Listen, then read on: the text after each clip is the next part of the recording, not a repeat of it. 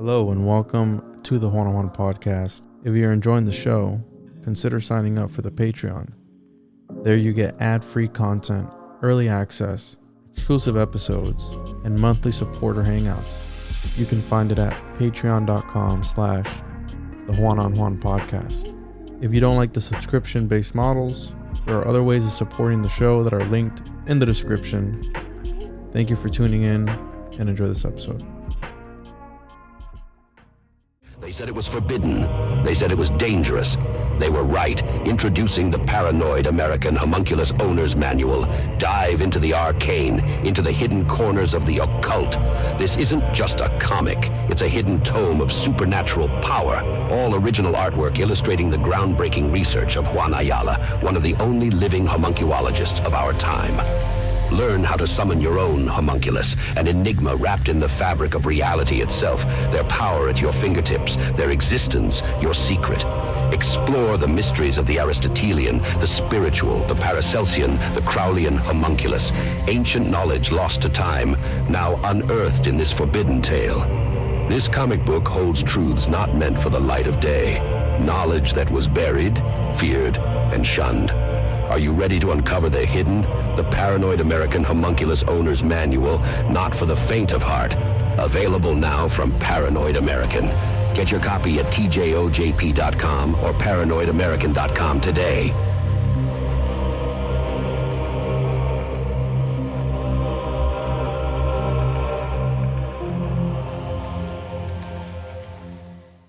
Welcome to the One-on-One podcast with your host, Juan Ayala.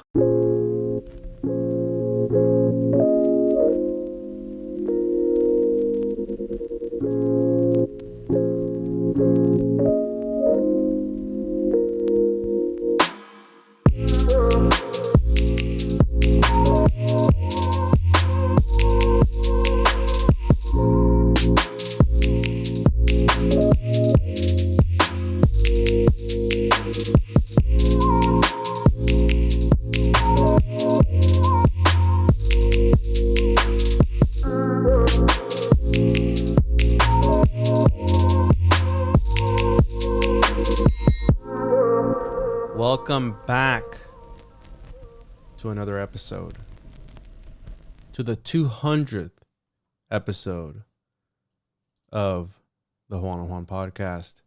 Very special episode for me today. Never thought I'd make it this far to be 100%. There was a break in between somewhere in there. We'll break it all down. First things first. Make sure to follow the show on social media at the One-on-One podcast, tjojp.com. Also, very important, the Chosen Juan Issue 2 Kickstarter is live now. It launched on 3/22. When I'm putting this out, it'll be 3/25. But make sure to go follow that. Make sure to sign up. There's a lot of stuff on there. And please support, right? So make sure to get your copies there. And that'll be running for 30 days, I believe it is. But check it out, chosenjuan.com. And I want to thank everyone who has supported me throughout the years. The people on Patreon, the people on the YouTube members, the people who donate in other ways, buying Homunculus Owners Manuals, all that good stuff, comic books. Really appreciate you guys' support.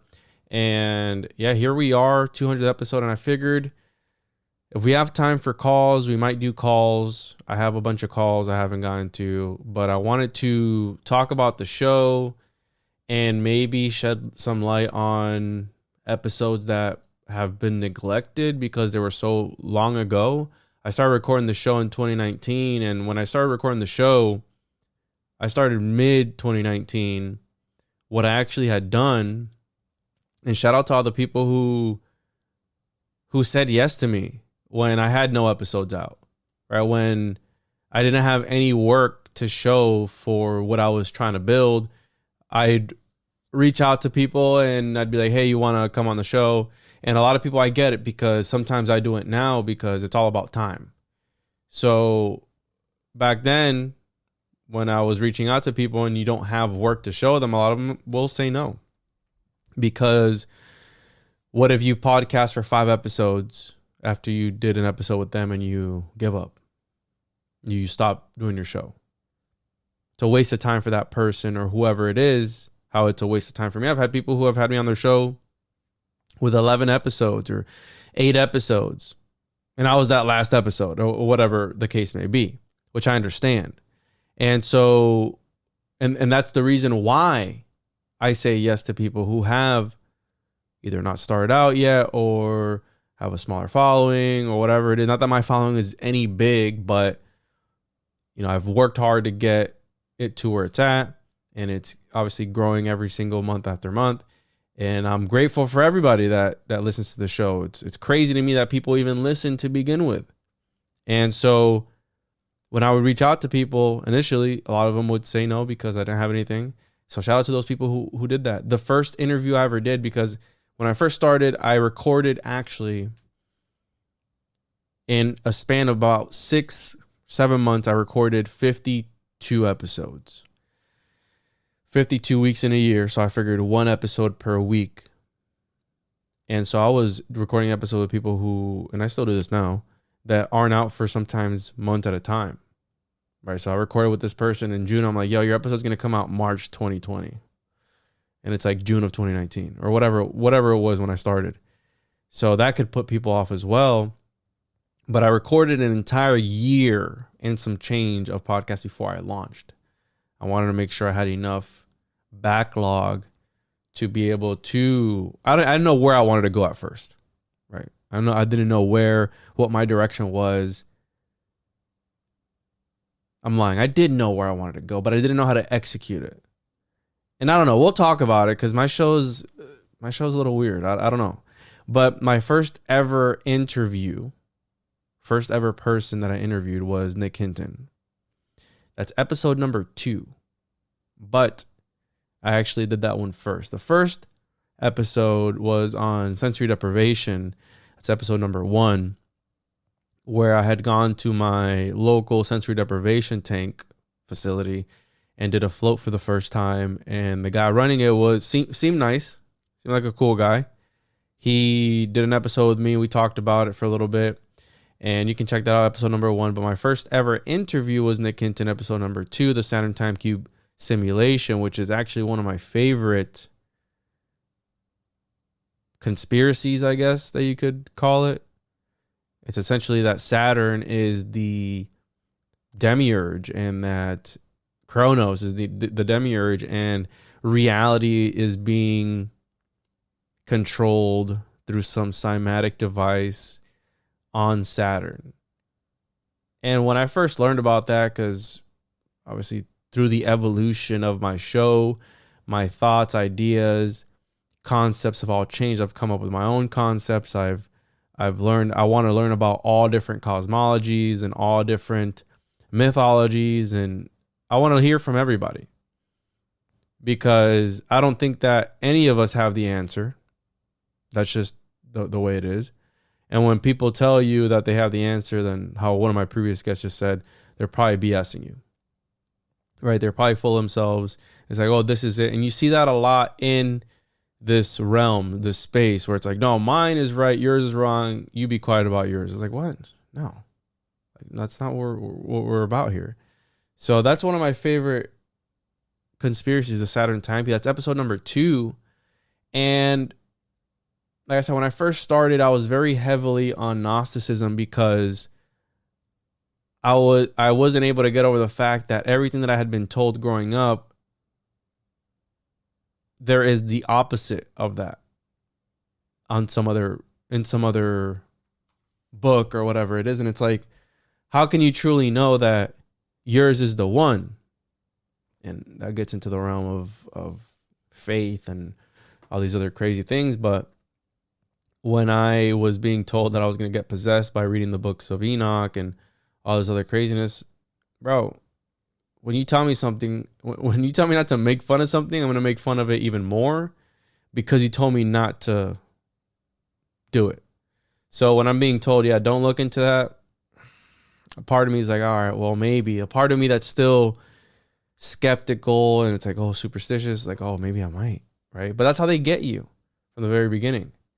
And I've been able to be open-minded enough to consume a lot of the literature and research that I've been able to without, like, I still believe in God. I still consider myself a Christian. But when somebody comes at you, for example, me as a Christian, when people come at me like, oh, you're to this or to that, I brush it off. And the reason I brush it off is because there's 45,000 different denominations of Christianity. Well, you pissed off a couple thousand, that's fine. As long as you accept Jesus in your heart and you believe it, and I'm not saying like to push this on anybody, but if you believe your faith, whatever it may be, yourself, that's all that matters. Shouldn't matter what other people are trying to do. It shouldn't matter you trying to convince others of your thing. As long as you believe it and it's true to you, that's good enough. And people spend too much time trying to push their beliefs on other people. And that's why I started my entire podcast career, I don't know, whatever this is. To begin with, like, I didn't like ideas being forced on me. So therefore, I want to talk about these things one-on-one, right? One-on-one, I want to talk to people, learn from them, and have a conversation. An interesting conversation. Not a boring one either, because nobody wants to hear a boring conversation. That's just so mix it in with some dick jokes or nipple jokes, which some people like, some people don't, who cares? But point being that I was told not to look into these topics, and I've been able to really navigate this realm. And yeah, I had a heavy Gnostic influence. I did. Alchemy is Gnostic. And one of my favorite Gnostic episodes that I ever did was with the number 9, the Gnostic worldview with Lawrence Caruana. And that particular episode, shout out to Lawrence, he has a very an amazing presentation on YouTube. I believe it's called that, the Gnostic Worldview, Lawrence Caruana, Caruana. And I've watched that presentation lecture. It's like a 2-hour lecture. I think I've watched that thing, not even exaggerating, like 10 times. Because every time I listen to it, I extract something new.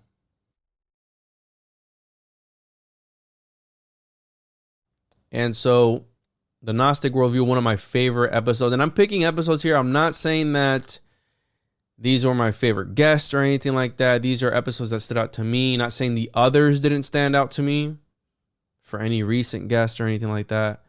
These are the ones that I feel made an impact on me and people should check out. But check out all my stuff. Every single, I don't have one favorite episode, maybe one favorite episode. And it's not even a one-on-one podcast episode. But that Gnostic worldview, we really break down Gnosticism, and Lawrence just does, he's very poetic in the way he's able to explain these things. And he's written a few books, so you can check out that, and check out that lecture. It's really amazing. Another one of my favorite episodes, number 11. Enigmas of the Ancient World with Luke Williamson, which is one of my close friends. I consider him a friend, close friends. Since I started my journey, he's been on the podcast numerous times, and we talk a lot about ancient Egypt. He has done various documentaries, and this was the first episode we ever got together to talk about it. And from there, I mean, we've had hours and hours of conversation on air, off air. And number 11, that was one of my favorite ones, because I went from Gnosticism to like ancient technology. I was in that little niche for a little while. And yeah, so check that one out, episode 11. Number 18, this is actually one of my most played episodes. And I think in like 20 something, it was like the most downloaded episode. It's episode 18, Lost Books of the Bible, Enoch, Fallen Angels, the Nephilim, and the Watchers with the Dr. Lumpkin. And he's actually going to be coming on soon to talk again about something else that I've never even heard about until, I forgot what I was doing. I think I texted him the other day. And yeah, no, we had an interaction on social media, and then he had texted me, and we talked on the phone. He's going to be coming on here soon to talk about something I had never even heard about. But episode 18, Dr. Lumpkin is a specialist in apocryphal texts, and he also has written this dictionary that I have over here, the yellow dictionary. That's an entire encyclopedia of apocryphal texts. So they're all there. The books of Enoch, Book of Jubilees, all of them. Gospel of Judas, all these books are in this one here. And he's written a bunch of books.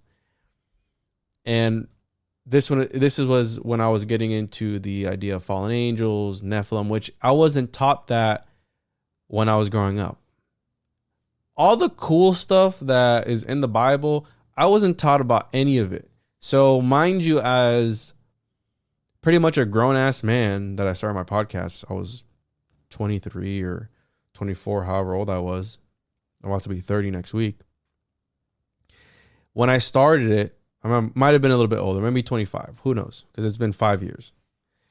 And when I'm learning about this, and it's still pretty much new to me. And I always had a whole thing for history and cryptids and UFOs, but never, when I discovered podcasting, and this is why I really do my show the way I do, it's because when I discovered podcasting, which the first podcast was Joe Rogan, and I started listening, I was like, wait, I can just pop this in while I'm at work or wherever and learn about stuff. Mind you, Rogan, right? You're not really learning anything on Rogan. Not anymore, at least. Maybe back then with his older episodes, there was interesting episodes on there. That was like, you can actually extract knowledge.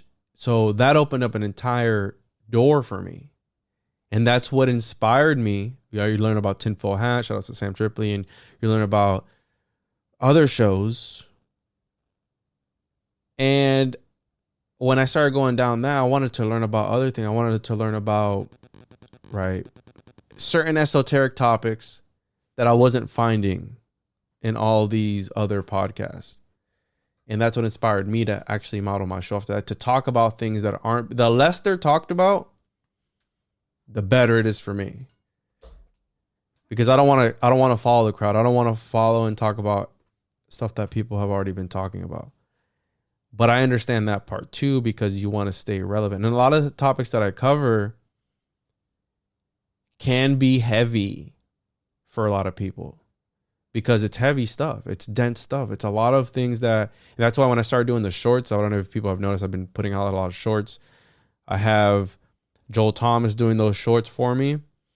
And I was not, I hate short format content, because a lot of the things that we cover have extensive histories, and you have to cater to people whose attention spans are seconds long.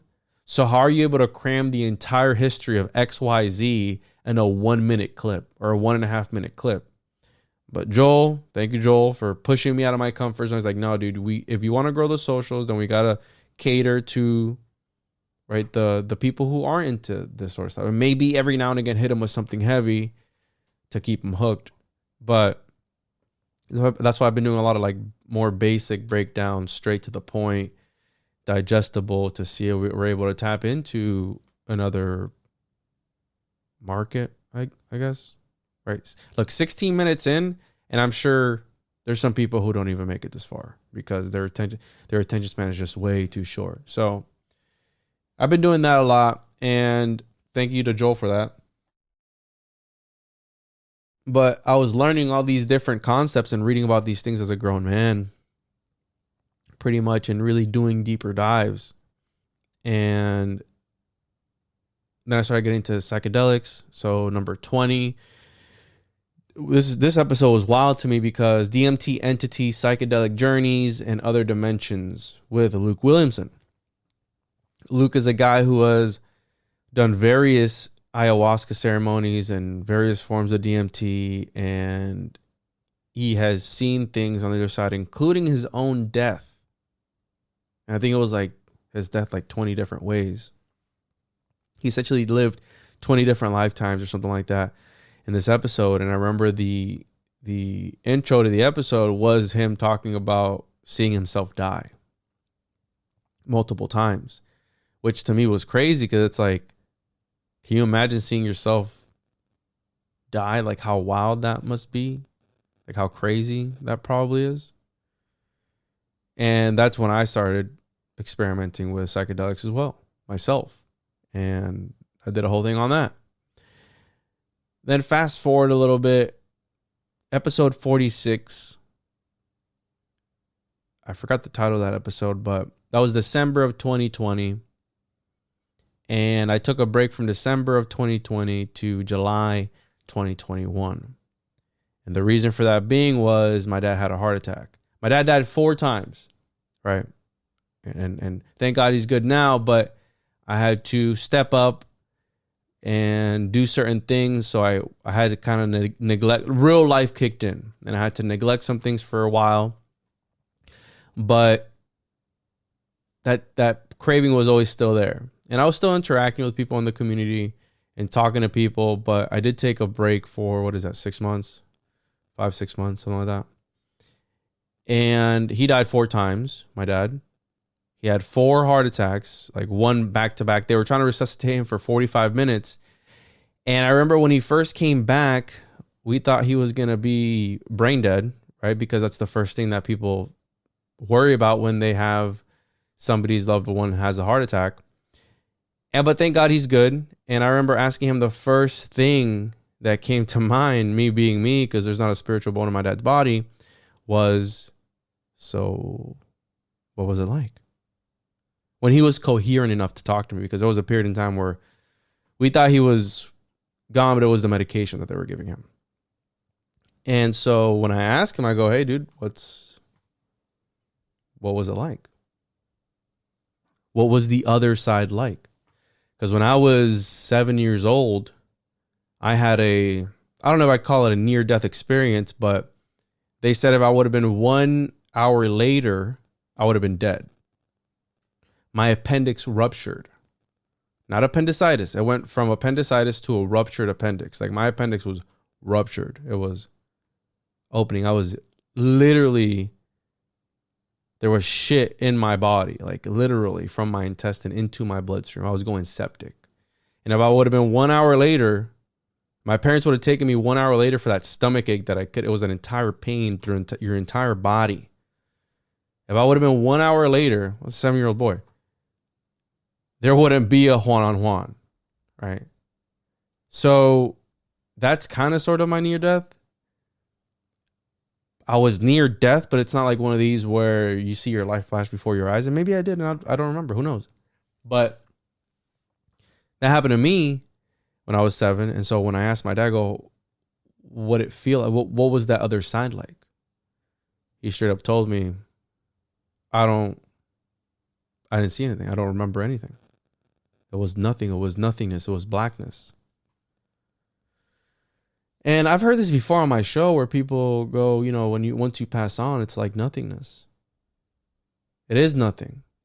Now, maybe it was that he wasn't attuned to the frequency that he needed to be attuned to, and it wasn't his time. Who knows what it could have been? But he stated he didn't see anything, because me being me, having started all this and being into the esoteric, and I don't really talk about this stuff with my family because, number one, it's heretical in a sort of way. I think my aunt listens to my show and she's like, your grandma would disown you. I go, yeah, I know. But I was shielded from all this stuff growing up. So it's like opening up the door to a candy store with a kid, right? Telling him, yeah, now go run free. And so I'm learning about all these cosmologies and all these different mythologies and reading all these books and going, wow, this is really bizarre. This has existed for forever now. And I'm just now hearing about it.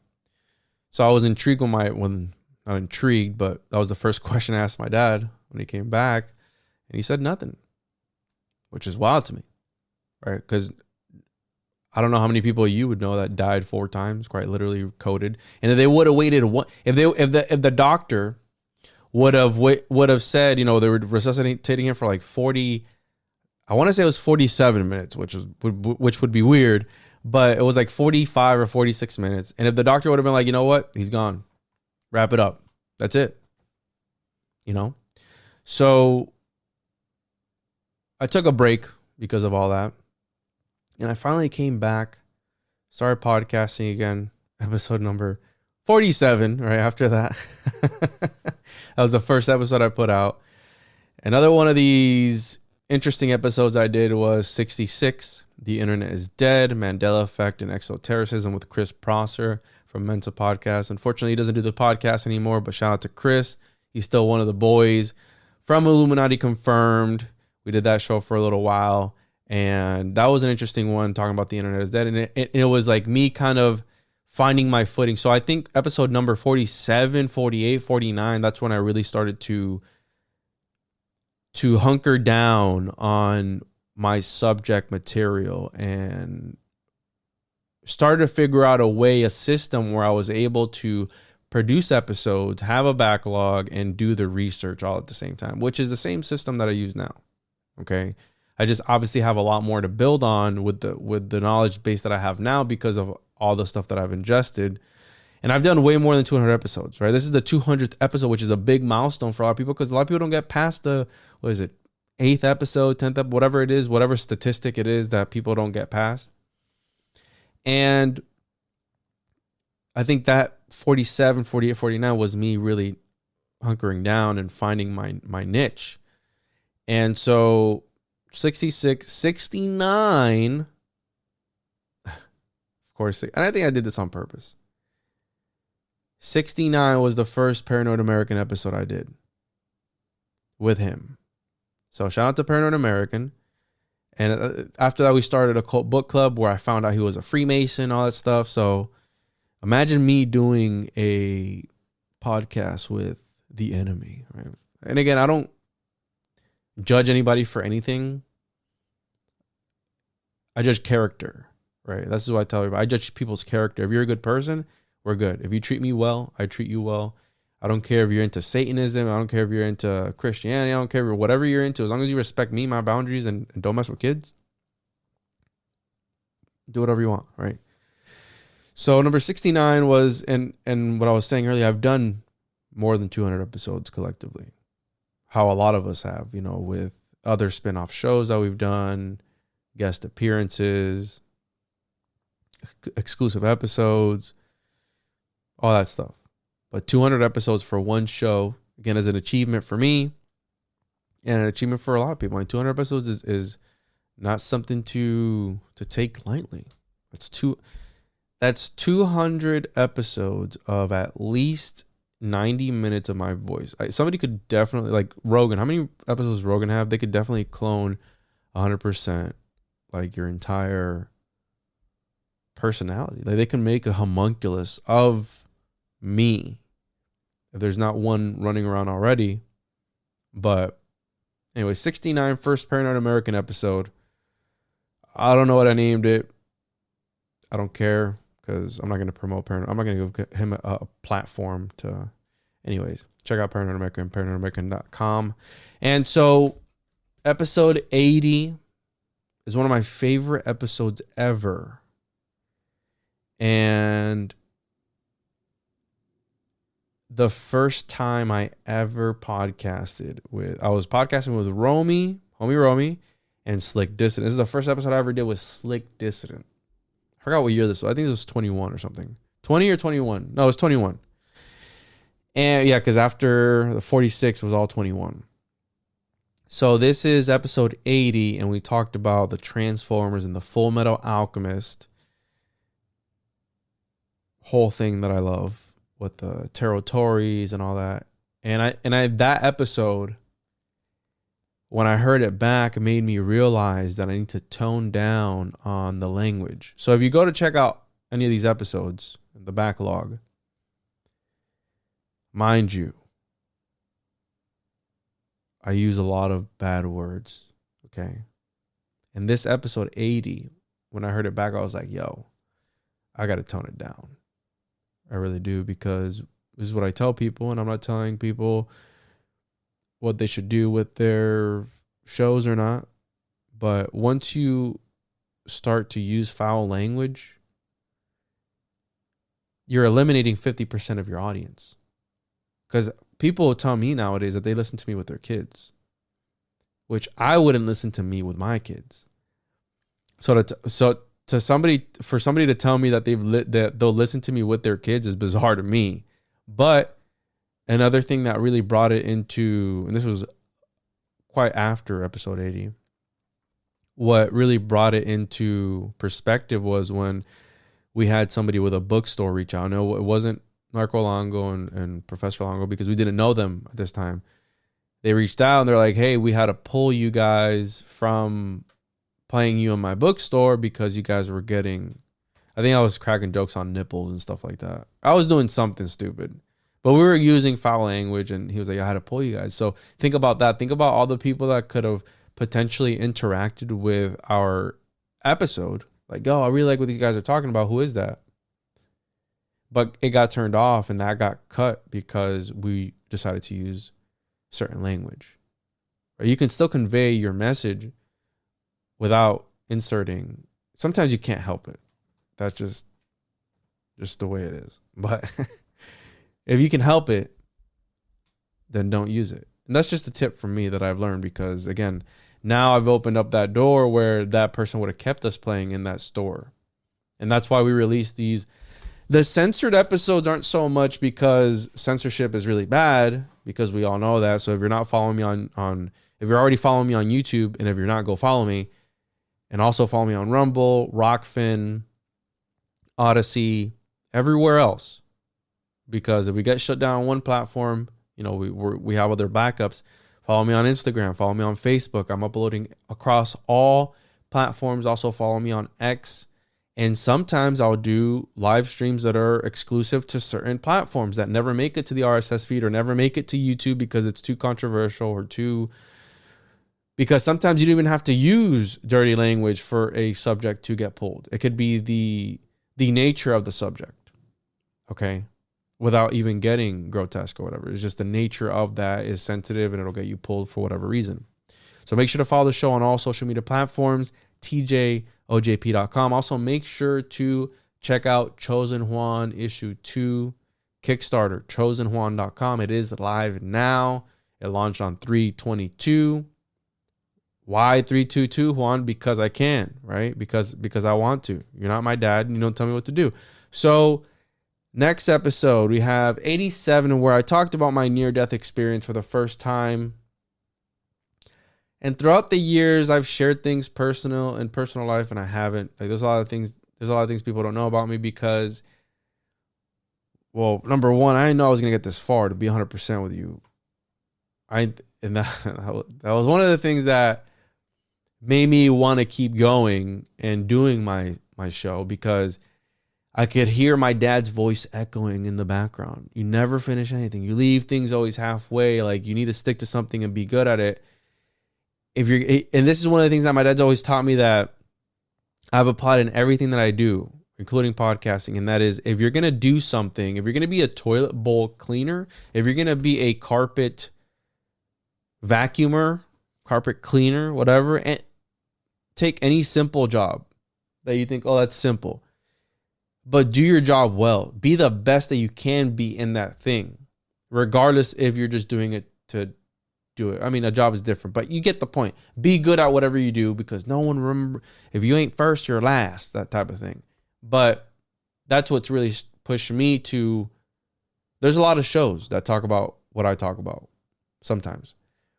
But there's a lot of shows on conspiracies and the occult and the esoteric. What are you doing to set yours apart? Are you talking about something different? Do you have a little bit different style? What are you doing? And I think I do a little bit of everything here on this channel, where I do my own style. I go deeper. I go above and beyond. Deeper. And it's gotten to the point where we're going straight to sources and reading straight from the source to extract that meaning for our own selves. Because again, part of this theme was of being handed down material that's already been digested for you. That's what I grew up with. I grew up with material that was being already digested for me and then given to me. And it's like, this is how you're going to interpret this. Oh, but no. What'd you say? That you love Satan because you're questioning? It's like, no, I didn't say that. No, that's what I'm hearing. That's how some people react in the comments. Like, well, did you Satan worshiper? Anyways, the theme of being handed religion nowadays is a brokered experience, right? It's all about the establishment. It's all about the people, the business model of it's a business, the business model of church. And that's what I don't subscribe to. Like I said earlier, if you accept Jesus Christ in your heart and you love him and you believe in him and you've given your life up to him, that's all that should matter. It shouldn't matter if I go to a church. It shouldn't matter. Like, obviously you need to follow the doctrines of what it is in your religion, but there's 45,000 different ones. So which one am I supposed, you get what I'm saying? Like, oh, non-denominational, that's a denomination. It's just the way it works. So keep that in mind. 87 talked about my near-death experience. 92, the copial cipher with an eye surgeon. I talked about a secret society of optometrists with an optometrist. Episode 92. So check that out. And it was this cipher, this book that took 250 years and an AI to crack the code. And they still didn't crack it 100% because some of the names they couldn't figure out what it was. It could mean anything.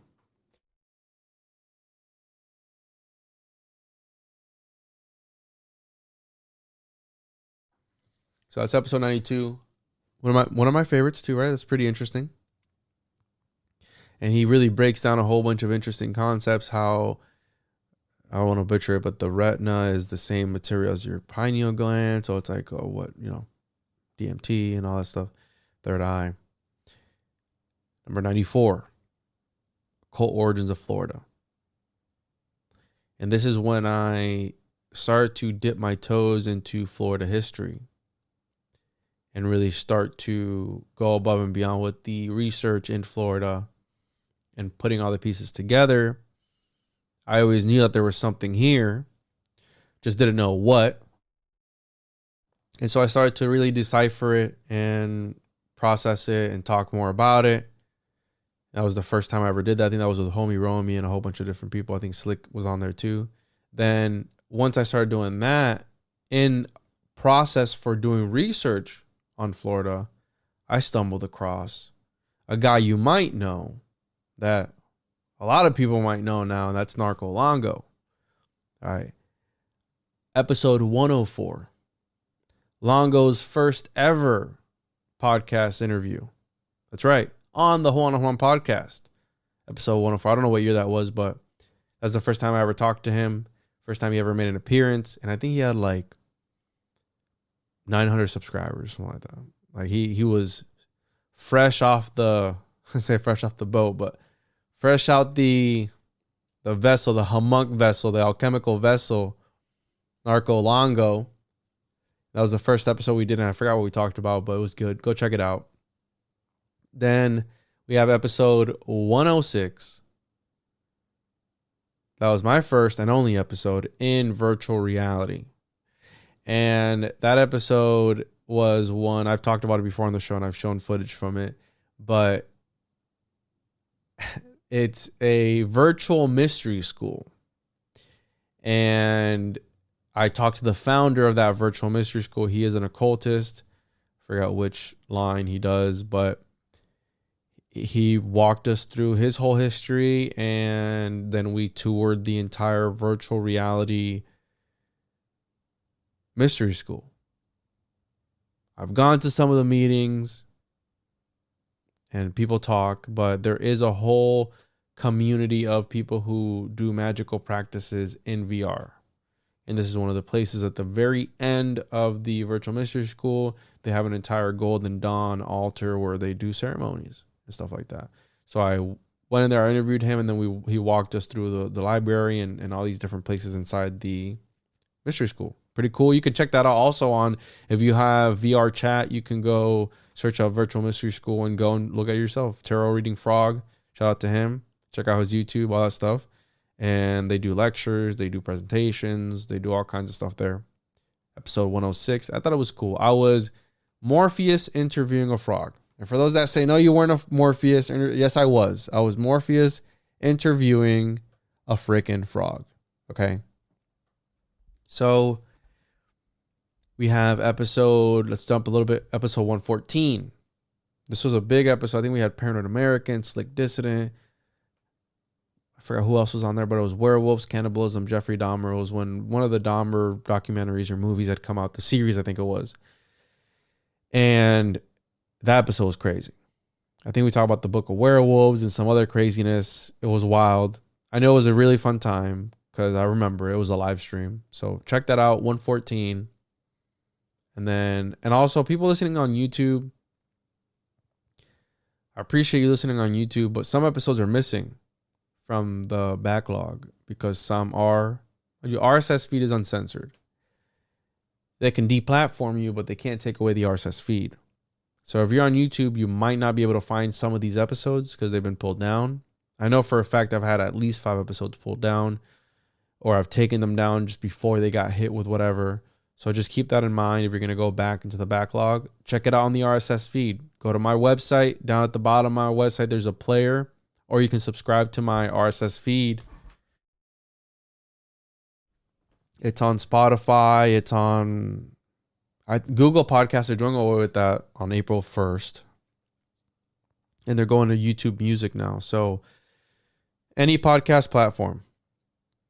And also the people who are members on YouTube, you're not going to get the backlog of like 200 episodes that are only found on Patreon. So just keep that in mind. If you want more, for the same amount of money, you get like 250 more episodes if you sign up for the Patreon. Just saying. It's there. But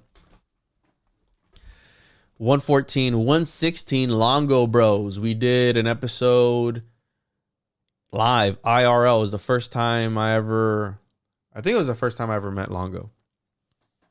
Pretty sure it was the first time I ever met Longo in person. So that was 116. Then we had 121, Full Metal Alchemist Tarot episode with Slick Dissident and Mario from Symbolic Study. Shout out to them. My favorite tarot card because it has to do with alchemy. And throughout this entire list of episodes, like through this entire journey, I'd always looked into alchemy periodically. I'd check in on alchemy every now and again. And it wasn't making sense to me. It wasn't. I wanted to understand it. The more I looked at it, and I still don't think I understand it. That's just the reality of things. But I was looking at the subject and I couldn't understand it. And I wanted to because I thought it was really dope. Like, oh, there's more here. There's more here than what I'm reading into. And I think it was around this time, Full Metal Alchemist, where I started to really peel apart the homunculus and all that and start to dive deep into what alchemy is. And I have some sort of an understanding, but not 100%. So 121 Full Metal Alchemist, we go hard in the paint on that episode. One of my favorites. Number 127, my episode with Jay Widener and the Cross of Henday. And he wrote this, The Great Cross of Henday. I think it was The Mysteries of the End of the World and Alchemy or something like that. Eschatology and Alchemy, which some people like, oh, what does alchemy have to do with the end of the world? It's like, oh, it's very tied in there. I mean, it quite literally is about bringing forth the destruction of a reality, of bringing forth the apocalypse. That's what John Dee and the Angels and Edward Kelly were talking about, quite literally bringing forth the end times through the use of literature, through the use of Enochian, through the use of alchemy, right? So Jay Widener, he wrote a book with Vincent Bridges, and Vincent Bridges is one of my favorite author slash esotericist slash occultist, I guess. And he did he really talks a lot about John Dee, Prague.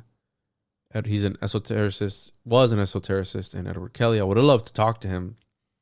And he wrote about the Ophanim and the language. And I'm going to be talking about this on episode 201. So if you guys are listening to this, I'm actually recording this episode after 201. And I talked about some of this stuff in that episode. So that's with Ani. So shout out to Ani. But yeah, we're kind of skipping time right now. We're doing time alchemy, just going in and out. And so, yeah, you'll hear about that in the next episode, which is a really great episode. We went all over the place. I felt like we covered everything and nothing all at once. And it was just great. Anyways, the Jay Widener, Vincent Bridges, RIP, and he really takes it above and beyond when it comes to Enochian and breaks it down in a scientific way. And he links it to our DNA, links it to plasma and manipulation of reality through the use of this Enochian alphabet. And I think that's really important because that's what was being implied by these angels. And again, you could read it for yourself. You can find the copies of the journals and read them for yourself and interpret them for yourself to see what you pull from that. But there's a reason why it's the basis of a lot of these occult circles, Golden Dawn, Crowley, and everybody else with Typhonian, OTO, all that stuff, right? Boom.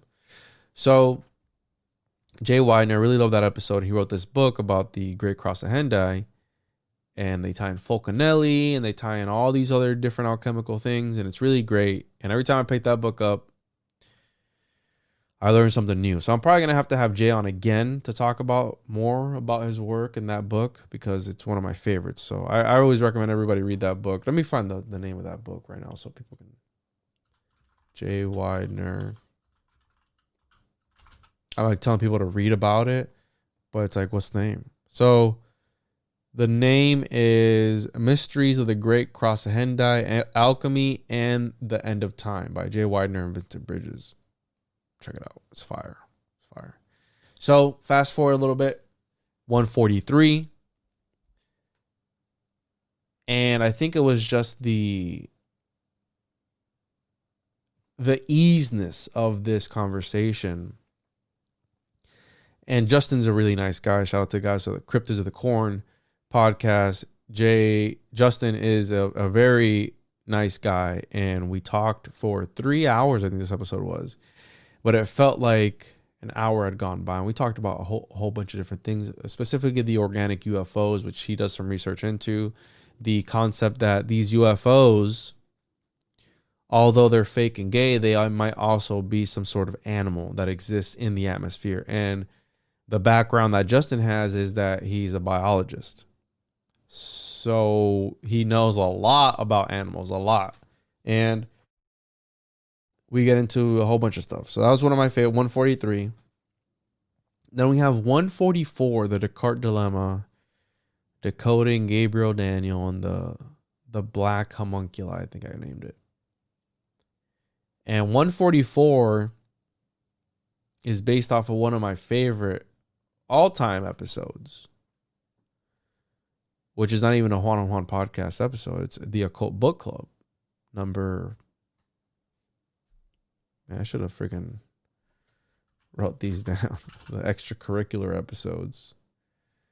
But the Occult Book Club on the Voyage to the World of Cartier, the Occult Book Club number 10, published in February of 2023. So February 2, 2023. Is there a 322 in there? Probably. But that was one of my favorite all-time episodes because it really tied in a lot of things together for me. Historically,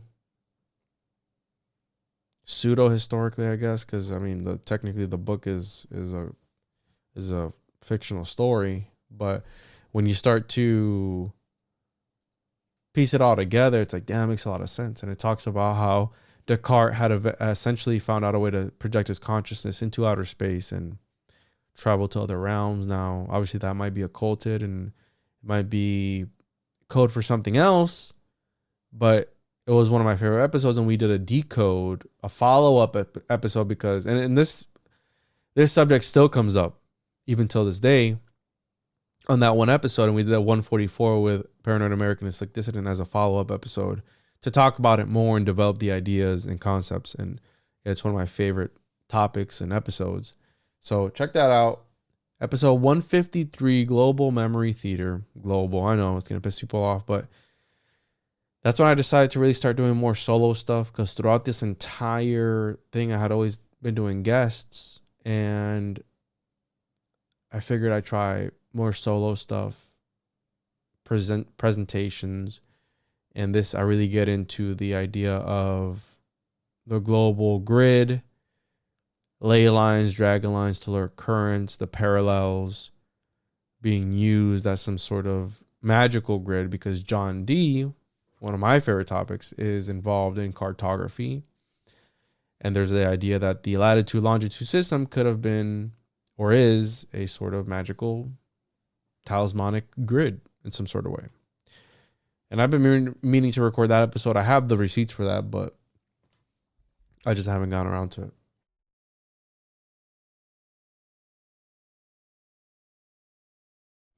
$155, the World Gate Experiments with Stacy Brown.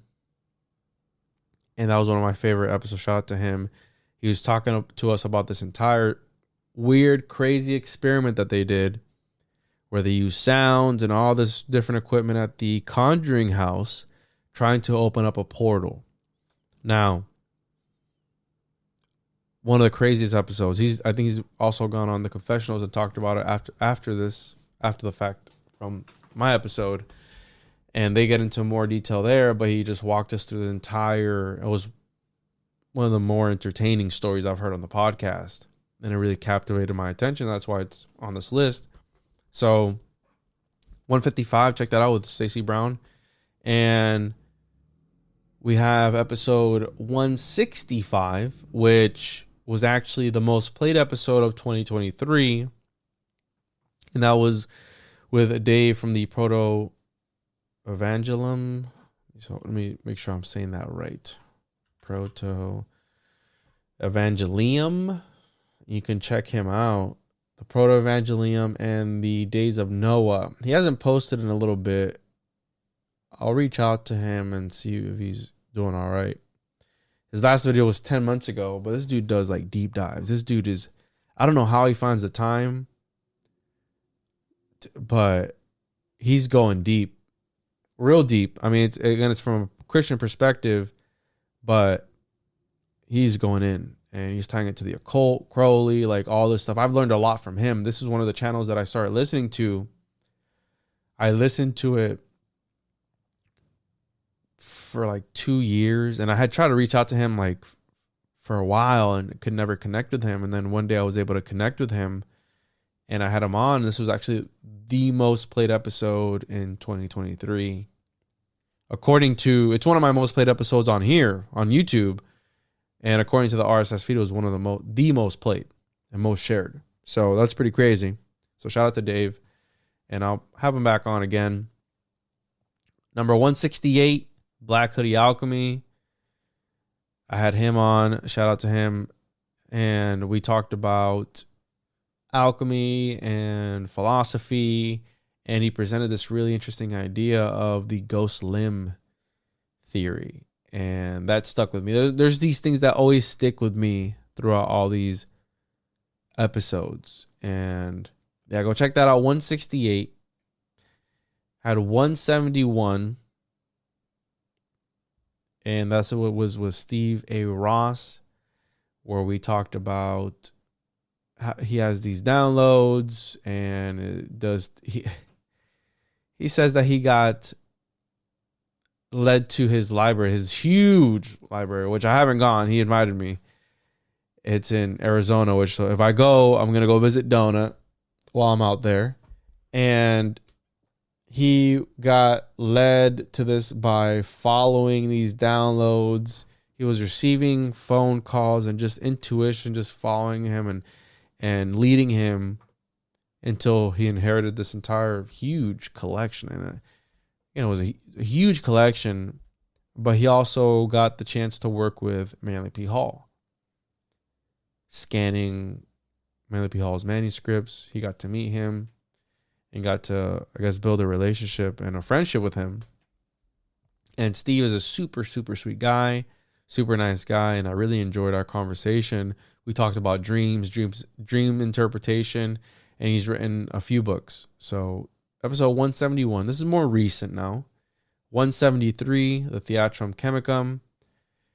I did a translation of Gerard Dorn. From that, I learned a ton, and that was a commentary on the book of Genesis.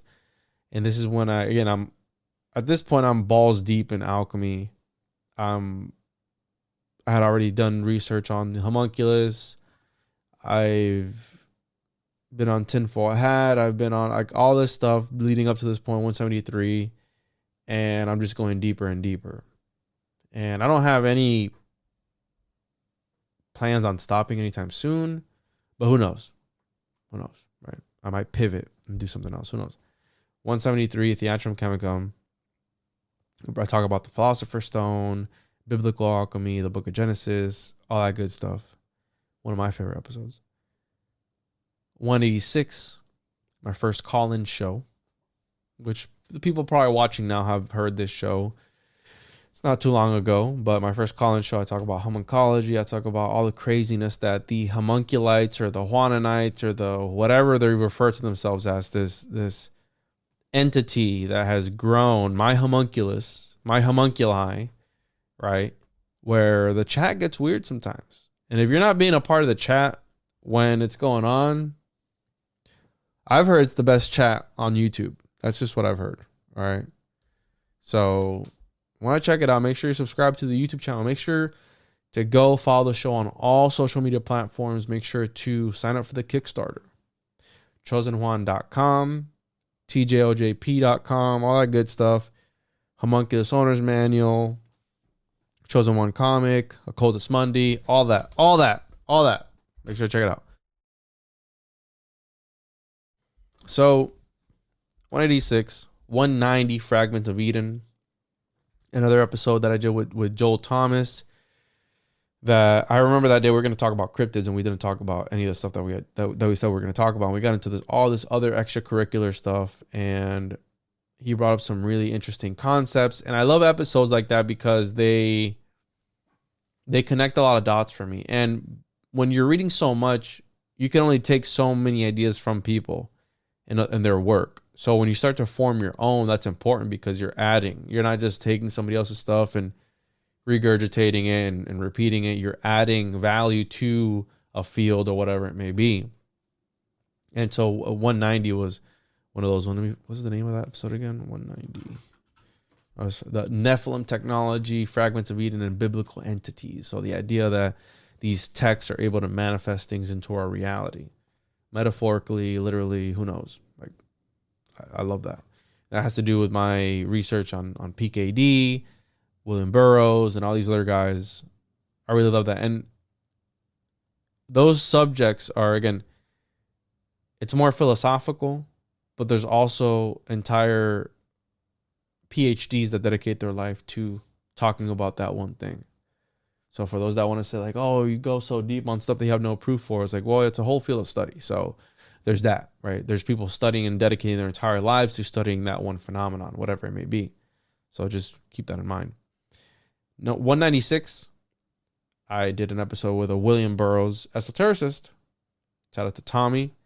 He talked to us about these grammatical entities, William Burroughs' work, the idea of the cut-up method as a form of divination, transporting your consciousness to other realms through the use of writing, all that, which again ties into John D., Edward Kelly, like the use of alphabets to manifest reality. That's the whole thing with the Tetragrammaton. God spoke reality into existence. There's something to grammar or grimoire that is very magical. And I've been led here, 196, I mean, that was not too long ago, but I've been led here through all these years of study and research and whatever. I mean, doing episodes, talking to people, like this is all coming together. And that's where I'm at now as far as like, I don't even know where I'm at with my research, but I'm somewhere. I'll go somewhere with it. Who knows? But 196, I really enjoyed that episode. I got into Burroughs for a little bit. It's not my favorite, but like Burroughs isn't my favorite person, but his material is really interesting, which I don't like the fact that it is, but it is. So episode 198. And I think I've talked about this on Patreon episodes. I'm sure I have. So for those that have already heard it, please bear with me. And I talked about it on the next episode, 201. But it was the reason I talked about it is because I had already been thinking about it for this episode. And that's I did an episode with Weston Cage. For those that don't know, yes, that is Nicolas Cage's son. For those that don't know, I am a Nick Cage fan. Now, for those watching the video, they could probably tell I'm a Nick Cage fan. I don't know if it's obvious or not, but, we're here. And the reason I did the episode, aside from the fact that I find Weston's work very interesting, and I think he's a super nice guy, and I love what he's doing. He's a Cage. But there was something more, I guess, mystical or magical to it. And there's some things I can't talk about right now. Not yet. That I will eventually be able to talk about. That's super interesting. Okay. And the reason why that episode was weird to me, and not weird in a bad way, but synchronistic to me. Let's use that word because it was a synchronicity. It was because, and nobody else knows this. Again, you're going to hear this on 201, I'm sorry. But I started a show with my childhood friend, Daniel. I've known him for like 15, 20 years, a long time. And we started a show that we named the Church of Cage. Now, the Church of Cage podcast is the number one Nick Cage podcast in the world. It's not out yet, though. Not out. But it is the number one. And the same night that we recorded our first, and I got the receipts for this. Like this, I'm not even making this up. This is how bizarre it was. Like this is how weird it was. But that same night that I recorded the first episode, the intro episode with Daniel, Weston followed me back on Instagram. Back. Because throughout this entire thing, or on episode like 50 or something or other, I was following Weston on Instagram. And I'd retweet, I'd republish his stuff, his stories and stuff like that. And I do it because, again, he's Nick Cage's son. Like, it's awesome, right? He's related to the GOAT. I repost his stuff, like, not in a disrespectful way or making fun of him, but I just reposted stuff like, you look at this Nordic god or whatever it was, like, just, stuff like that. I'm sure you never saw it. And if you're listening now, Weston, again, really appreciate you coming on, bro. I had a lot of fun. And can't wait to do it again. But it was bizarre because that same night that we finished our episode, me and my friend Daniel, he follows me back. And there's other stuff that I can't reveal just yet, which I will in time. But I can say with confidence that I did manifest that conversation. I did manifest that episode. And I thought it was a freaking great episode. I mean, I've had people from all over the world reach out to me, tell me they listened to the episode, that they really enjoyed it. And they enjoyed Weston on. So I got really good feedback. I mean, people can check it out. It was 198. I'm sure if you're listening to this, I'm sure you've heard it. But there was more to that episode. It wasn't just that, oh, look, he's got Nick Cage's son on. It wasn't even about that. It's not even, it wasn't about that to begin with. But you guys will know soon enough what it was actually about. But it was very synchronistic, very magical, very mystical. So take this as a inspiration, I guess. if I can get within one person away, 1 degree of separation from Nick Cage, then anything is possible in this dimension, okay? Anything. If I'm able to sit on my couch after doing this episode with Nick Cage's son, Weston Cage, and look over at my wife and go, I think I just did an episode with Nick Cage's son. After she sat and has watched numerous Nick Cage movies with me, you can do anything you set your mind to, okay? All the shows that I wanted to go on when I first started this, people who I looked up to in my realm, in my career of podcasting, as far as research goes or whatever it may be, I've been on those shows. You know, I've talked to those people, and I've even heard some of those people say how much they admire my work and how much they've learned from me. So if I'm able to do that, me just some regular guy who just reads a lot and does research, essentially what it is. If I'm able to do that, whatever you do, like anyone who tells me I want to start a podcast but I don't have time, bullshit. Like, you'll make time for it. You got to start. You got to do it. You got to take that first step, because if you don't start it, you're not going to do it. And you're just going to keep putting up more excuses. So this has been episode number 200, the official 200th episode of the Juan on Juan podcast. I have various shows. I've done various shows throughout the year. I will probably continue to do various shows throughout the years to come. And I want to say thank you to the people who have supported me. I want to say thank you to the people who have hated on me. I want to say thank you to the people who have wished ill upon me and for my unsuccess and all that stuff. All those people too. I really appreciate you. God loves you. I love you. And I want to thank first and foremost the people who actually support me and listen and tune in every single week. And I want to thank my wife for putting up with all this BS for the times that I've been like, I'll be out in an hour, and it's actually turns into 3 or 4 or 5.5, pushing on 6, right? So shout out to her, because without her, I wouldn't be able to do this. But yeah, if you want to call in 407-476-4606. Let me know what you think. Go check out these other episodes: 2, 9, 11, 18, 20, 46, 66, 69, 80, 87, 92. Go check them all out. All of them. Because they're all great. I think all my episodes are awesome. I think my podcast is awesome. I think I'm fucking great.